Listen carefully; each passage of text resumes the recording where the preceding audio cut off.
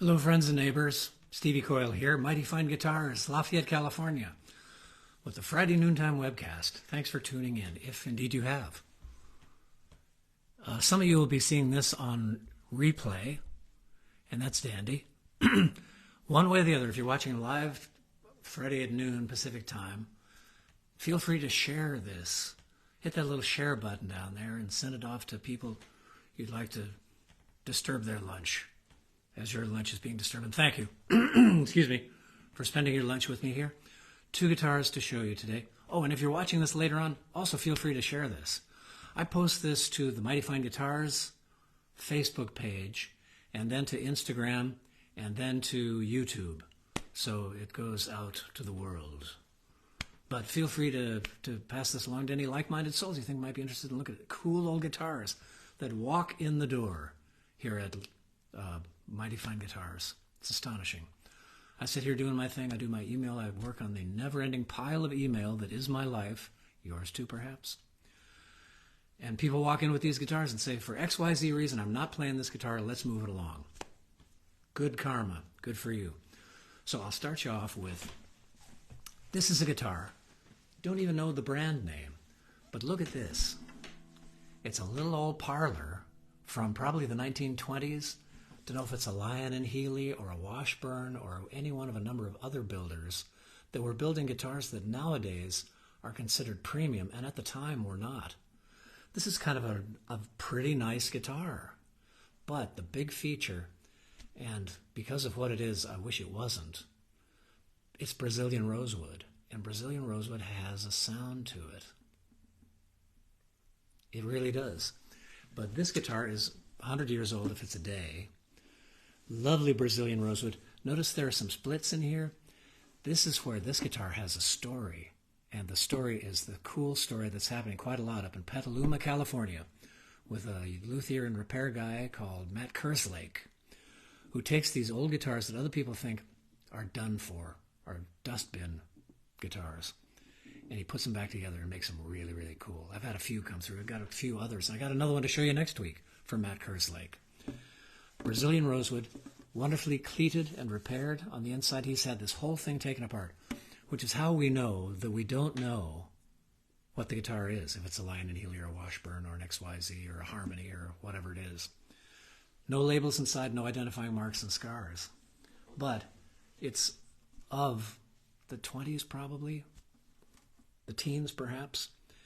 But Matt has been in this guitar and redone everything. The whole thing has been completely redone. The top has been rebraced. The neck has been reset. Frets have been dressed beautifully. It's quite wonderful. Matt, if you're online here, run me down on the specs here. Make sure that I'm getting all the specs right. Oh, and you know what? Doggone it. I should make sure that folks are actually online here. Hi there, all 5 of you. Is the sound okay today? You can hear the voice? I haven't played a damn note, so you don't know about that yet, do you? But here we go. I'll do that. I'll fix that right now. Yeah, man.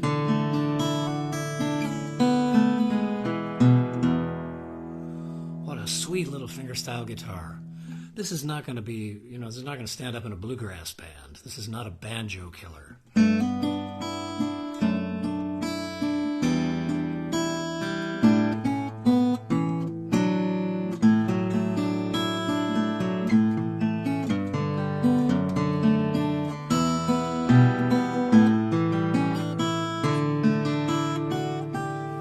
I don't know if it's coming through on this microphone, but there's this really intense articulation that comes from a combination of slotted headstock to put more up pressure on the top, the bridge being in the middle of the lower bout instead of up closer to the sound hole, as it would be in a 14-fret guitar. This is a 12-fret guitar, 12 frets to the body instead of 14.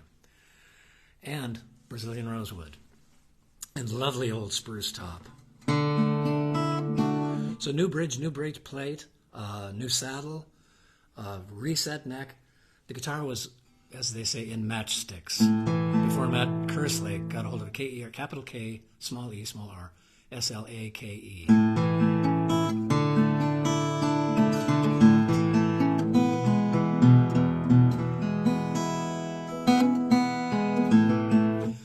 They said it couldn't be done.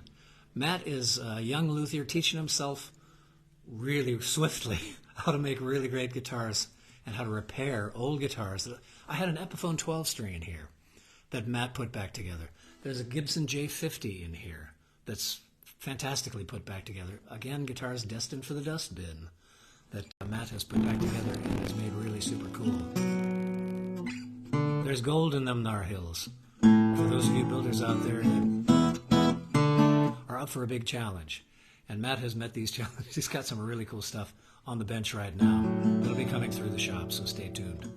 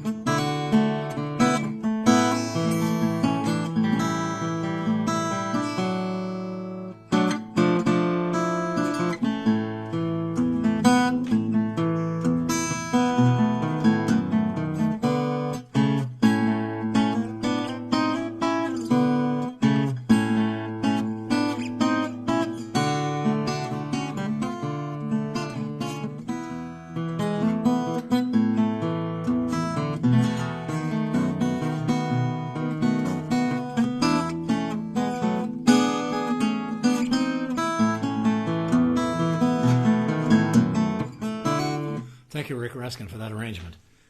Little old mystery guitar. I don't know how I'm going to label this on the website when it goes up next week, but I'll find something. And really small. For a couch cuddler, but you want something that roars. It's like that little character from Felix the Cat, Vavoom. Remember the little bitty guy in Felix the Cat? Vavoom! And mountains would fall down. This is Vavoom. Maybe I'll call it Vavoom.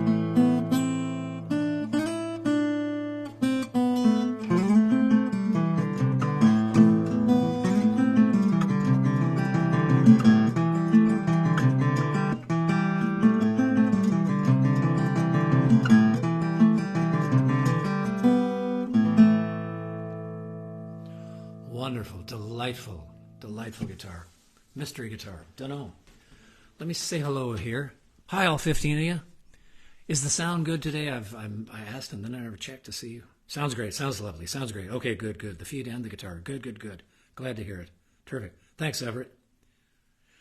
Everett says some of those mystery guitars are wonderful. I have a parlor size cutaway with no markings whatsoever that I absolutely love. I know it, you know. The guitars that come in here tend to be very expensive guitars. But sometimes you find one. I was talking about this with a gal that came in earlier. Sometimes you find one, it's just right. You know, somehow the mojo got in there despite its basic construction or meager materials, workmanship questionable, factory-made guitars. Sometimes the circumstances conspire to make for a great guitar. So yeah. And those are great, and I probably told you the story of the one that was out there somewhere when I was touring around. It was in Oklahoma, North Dakota, somewhere, South Dakota, I don't know, I forget. A little harmony guitar that I just fell in love with, and I played and talked myself right out of it by saying, Coyle, you're too good a guitar player to buy a $175 guitar. Think about that guitar every damn week. Poor me. But, as my granny from vaudeville used to say, yeah, things are expensive. She's smoking her cigarette and eating her greasy chicken gizzards and drinking whiskey. Yeah, things are expensive, but the most expensive thing of all is regret. Something to think about. The next guitar, this is wild and wacky. No two ways about it. But totally cool. And here it is. It's a Martin 00, but with the Stauffer headstock. I want to make sure I get this all in the picture there. There we go. This has got that Stauffer style headstock. When the Martin Company and the original CF Martin came to America, he had been working for an outfit called Stauffer in Europe. And this is how they did their headstocks. Now this is all backwards. It's odd on the front because it's 6 on a side. Not exactly Fender style either. It's kind of wacky on the backside, too, with that big plate there. This is Martin's tribute to themselves, the 175th anniversary guitar, 00 size, Stauffer style.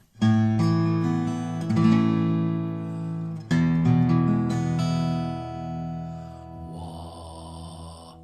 It's a 00, which is about the body size of a classical guitar.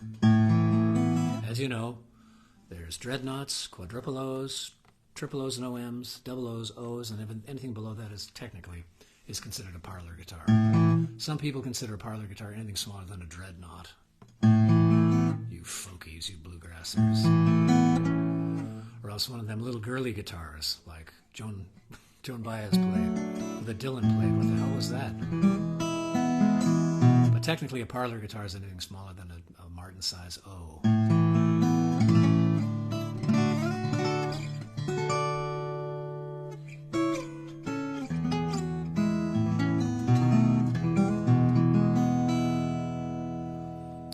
Lovely. Now check out the tuning situation. I pointed you towards this once already, but check this out. This is the tuner for the high E string. This is the B string, the G string, D, A, and the low E is up here. So it's really a mind mess at first, trying to figure out how to tune this thing. And it's a little tricky getting your fingers in there to twist them knobs. But boy, and the thing stays in tune great. I tuned this up, I restrung this and tuned it up yesterday. It's hanging right in there, despite radical changes in humidity outside. It's got that old style heel. Brazilian rosewood, natch. And a Sitka top with some lovely silking in it. Some lovely cross grain. Very silky looking stuff. From 2014.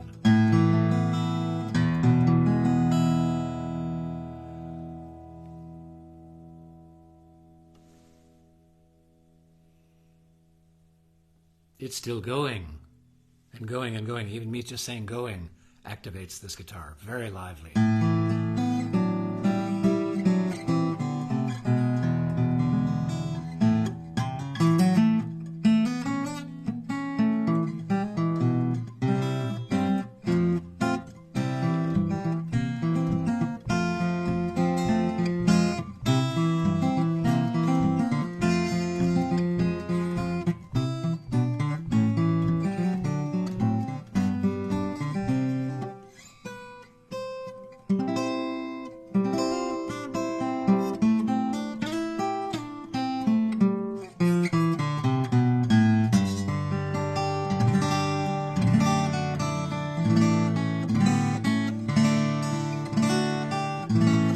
So this guitar and a little video and all the specs will be going up on the website next week. There's a whole bunch of guitars came in yesterday. I don't know what happened.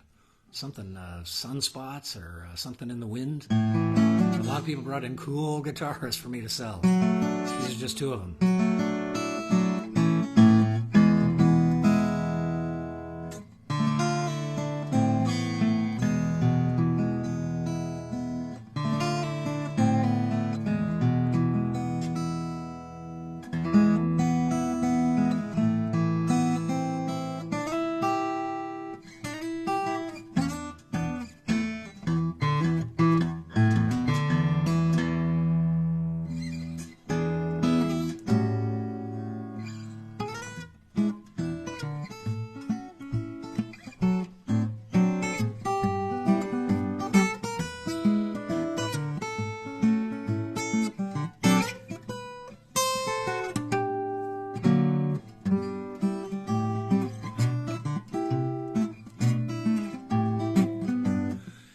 It's really lovely, and it's set up beautifully. The guitar said, oh, and it comes in a cool coffin case. The guitar has not been played in years, and it's still in great shape. The setup is terrific. I've got regular light gauge strings on here. It's super comfortable to play. Intonation is great. Yeah. 6,000 American dollars, which is what it sold for in 2014. Giant coffin case that comes with it. You know, the old coffin style case that were made of pine back then. This one is made out of I don't know what, but you should probably hire a Sherpa to tote it around with you because it is super protective acrylic and wood and lead and titanium. Who knows what's in there? It's all under this shiny black surface. It's very, very ominous looking case, coffin shaped and dead black. So black it just eats up all the light around it. Spooky and cool.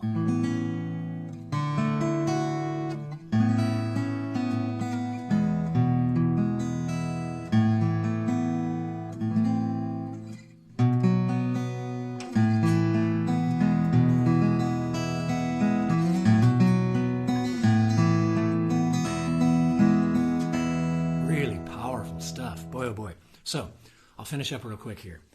This is the Martin 175th Anniversary 00 Brazilian with a Stauffer headstock. The other guitar I featured today is the Dunno. Don't know what it is. It's a Lyon Healy, or it's a Washburn, or it's an XYZ, or it's a something. Probably came out of Chicago in the 1920s. And it's been revivified. It's been brought back to life. It's alive! By a young luthier and repair guy up in Petaluma. Sorry, I distracted myself there. In Petaluma, called Matt Kerslake. Super good repair guy. This was in essentially matchsticks, as is the Guild I'm going to show you next week. Down to nothing. Busted up in a box, in like an old shirt box, or I don't know if it was in a shoe box. All put back together beautifully and plays great. Sounds wonderful. And somebody's going to get a real treat. The Martin is going for around $6,000. That's what the asking is. This one we're asking $2,500.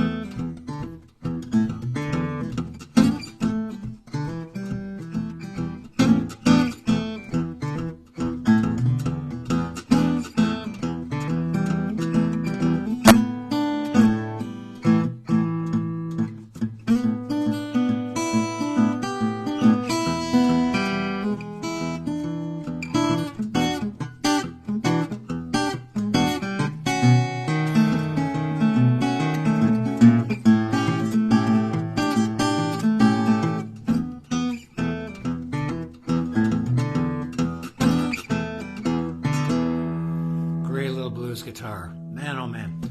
Thank you for tuning in. I'll check out your questions and comments online here. Please fire away. I will spend the bulk of the next couple of hours answering comments and questions. Do feel free to pass this video along, using the little share arrow down there. And to all your friends and family that might be interested in such things.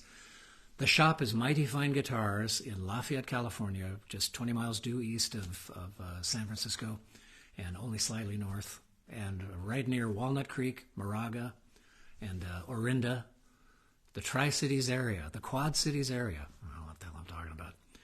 Stop in sometime. It's right off the Highway 24. And if there's something in the shop, once you go online and take a look at mightyfineguitars.com, if there's something you would like to see auditioned like this for you via Skype, FaceTime, Zoom, whatever you got, I'd be glad to. We can set this up. This little setup I've got going here is dead easy to do, so let me know if there's something I can show you online. I look forward to seeing you next week with more cool guitars. A whole raft of them came in. I'm stocked up for Friday noontime webcasts for a few weeks here, just from yesterday. So stop in when you can. Stop by the website when you can. Stevie Coyle here, signing off. Comments and questions down below. I'll get to them pronto. Thanks a lot. Bye, y'all.